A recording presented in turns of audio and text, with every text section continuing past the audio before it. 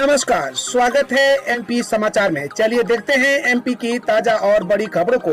इससे पहले आप एमपी के किस जिले से न्यूज को देख रहे हैं, हमें कमेंट बॉक्स में जरूर बताएं। साथ ही डेली खबरों से अपडेट रहने के लिए चैनल को सब्सक्राइब कर बेल आइकन को दबाना बिल्कुल ना भूलें। मध्य प्रदेश से राज्यसभा के लिए भाजपा कांग्रेस की तीनों प्रत्याशियों का निर्विरोध निर्वाचन तय। मध्य प्रदेश से राज्यसभा के लिए मंगलवार को भाजपा प्रत्याशी कविता पाटीदार और सुमित्रा वाल्मीकि ने विधानसभा पहुंचकर अपना नामांकन पत्र दाखिल किया। इस दौरान मुख्यमंत्री शिवराज सिंह चौहान, भाजपा प्रदेश अध्यक्ष विष्णुदत्त शर्मा सहित मंत्रियों और अन्य भाजपा नेता उपस्थित थे। इससे पहले सोमवार को कांग्रेस प्रत्याशी विवेक तनखा ने राज्यसभा चुनाव के लिए अपना पर्चा दाखिल किया था। इस दिन प्रत्याशियों के अलावा किसी प्रत्याशी द्वारा पर्चा दाखिल नहीं किया गया है, इसलिए तीनों प्रत्याशियों का निर्विरोध चुना जाना तय माना जा रहा है। गौरतलब है कि भाजपा से एमजे अकबर, संपतिया उइके और कांग्रेस के विवेक तनखा का कार्यकाल 29 जून को समाप्त हो रहा है। सनावद, नेपानगर, खाचरोद, मेहर, मंडला, मनावर, राघोगढ़, सोलपुर कला ओबीसी के लिए आरक्षित। आरक्षण की प्रक्रिया जारी। 99 नगर पालिका में ओबीसी के लिए 28 पद आरक्षित करना है। 9 नगर पालिका अभी तक ओबीसी के लिए आरक्षित नहीं हुए हैं। सबलगढ़, धार, आष्टा ओबीसी के लिए आरक्षण। सनाबाद, नेपागढ़, हरचौर, मेहर, मंडला और मनावर, राघोगढ़, श्योपुर कला सहित 19 सीट आरक्षित ओबीसी महिला और आरक्षित आष्टा, मेहर, मंदसौर, सनावद, धार, नेपानगर, व्यवहारा, सुजागढ़, सरसपुर, जावरा, हरदा, नर्मदा, सैन, छतरपुर शामिल हैं। ऐप से एम्बुलेंस बुक करें, जो मरीज को 2 मिनट पहले पहुंचा सकते हैं अस्पताल।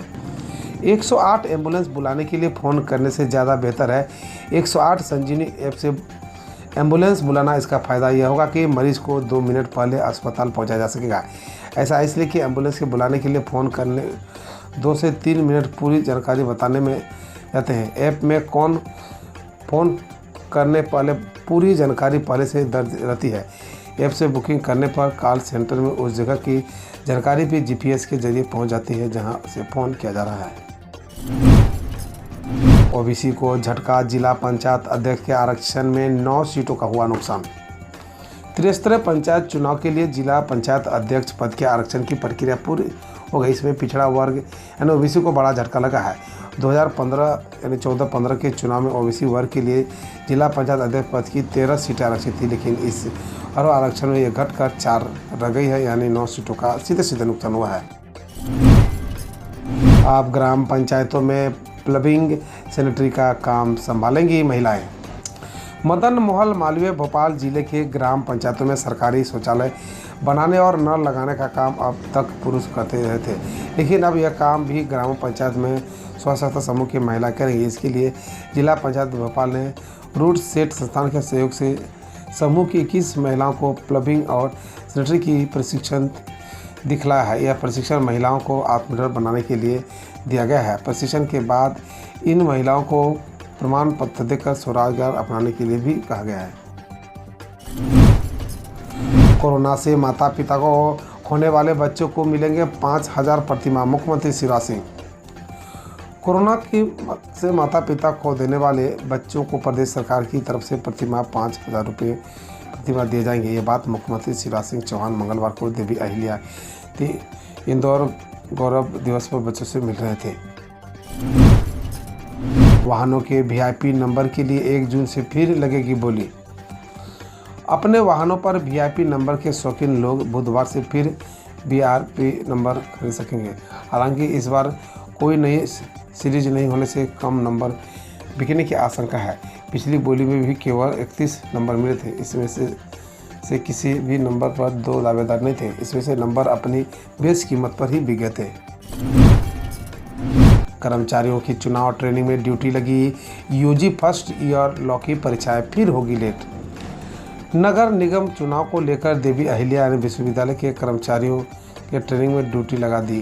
परीक्षा और गोपनीय विभाग सहित अध्ययनशालाओं के 50 कर्मचारी इन दिनों कलेक्टर के काम कर रहे हैं। इसके चलते विश्वविद्यालय में परीक्षा रिजल्ट से जुड़ा काम प्रभावित हो गया है। ऐसी स्थिति में अब स्नातक प्रथम वर्ष और विधि कार्यक्रम की परीक्षाएं और लेट होती जा रही है। ऐसे कि BA, BCom, PSC की परीक्षा 2 महीने और LLB, LS फर्स्ट सेमेस्टर की 6 महीने की परीक्षा पिछड़ चुकी है। विद्यार्थी भी काफ़ी परेशान हो चुके हैं। DET में चयनित परीक्षार्थी के लिए जून में RAC, जुलाई में कोर्स वर्क होगा शुरू। PhD में प्रवेश को लेकर हुई डॉक्टरल एंट्रेंस टेस्ट का परिणाम सिर्फ 19.4% रहा, जिससे कई विषयों की खाली सीटों की तुलना में चयनित परीक्षार्थियों की संख्या अधिक है। अब इन विषयों के लिए देवी अहिल्या विश्वविद्यालय अगले महीने रिसर्च एडवाइजरी कमेटी की ओर से करवाएगा। साक्षात्कार के बाद परीक्षार्थियों का चयन कोर्स वर्क के लिए होगा। अधिकारियों के मुताबिक दिसंबर तक कोर्स वर्क पूरा करने की विभागाशय को निर्देश दिए हैं।